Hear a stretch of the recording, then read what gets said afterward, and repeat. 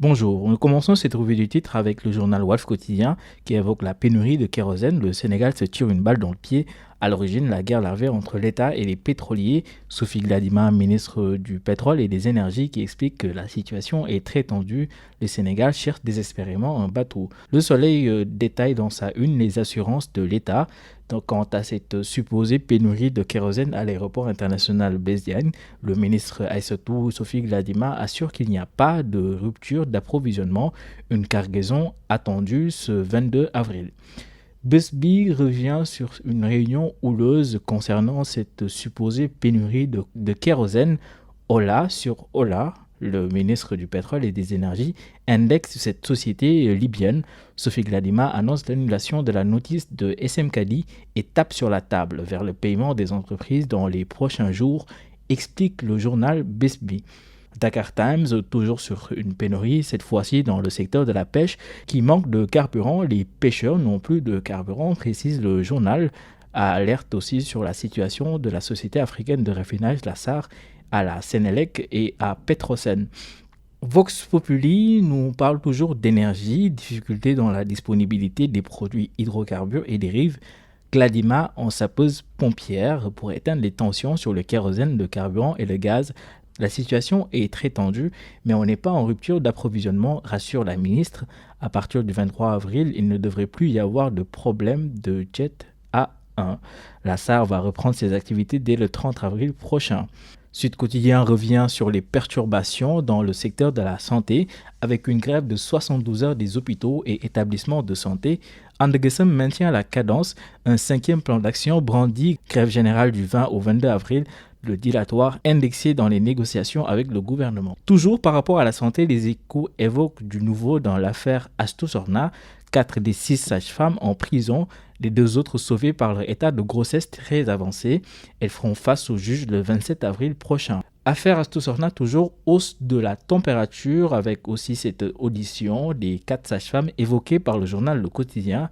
La santé à l'arrêt pendant 3 jours avec une grève des syndicats de la santé. Alerte quotidien met à sa une aujourd'hui des acteurs politiques Macky Sall, Ousmane Sonko, Khalifa Sall, Bougane Gueye Dany, Aminata Touré et Aïda Mbodj, quand le jeu politique déshumanise des relations humaines. C'est le titre du journal Alerte quotidien. Direct News, toujours politique au Sénégal. Que valent aujourd'hui les alliés de Macky Sall? C'est la question que se pose le quotidien, avec à sa une des photos du président de l'Assemblée nationale Moustapha Niasse avec Idrissa Seck et Aminata Mbengue Ndiaye.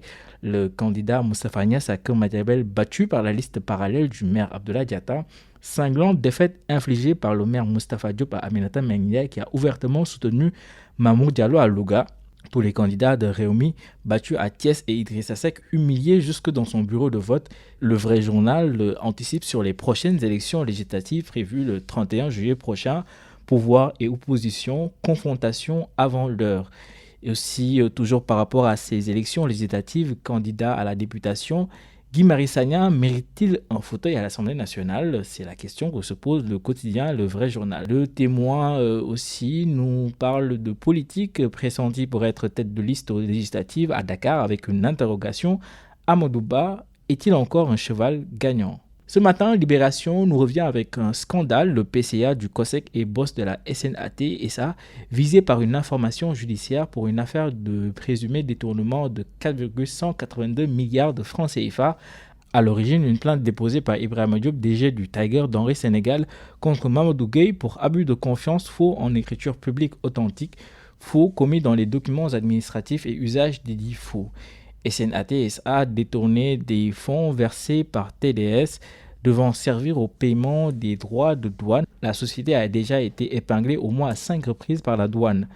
Entendu par la division des investigations criminelles, Mamadou Gueye nie les enquêteurs l'accablent. Le parquet demande son inculpation au doyen des juges.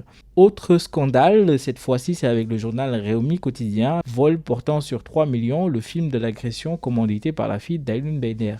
Nous terminons avec le sport, avec les éliminatoires de la CAN 2023. Les tirages au sort ont eu lieu hier à Johannesburg, en Afrique du Sud.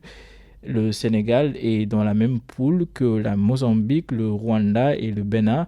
D'ailleurs, le Bénin, un adversaire qui réussit les Lions, c'est le titre du journal Le Stade. Toujours en sport, cette fois-ci, Sadio Mané à la une du journal Record qui parle d'une merveille de passe et un but lors de son match hier qui opposait son équipe Liverpool à Manchester United.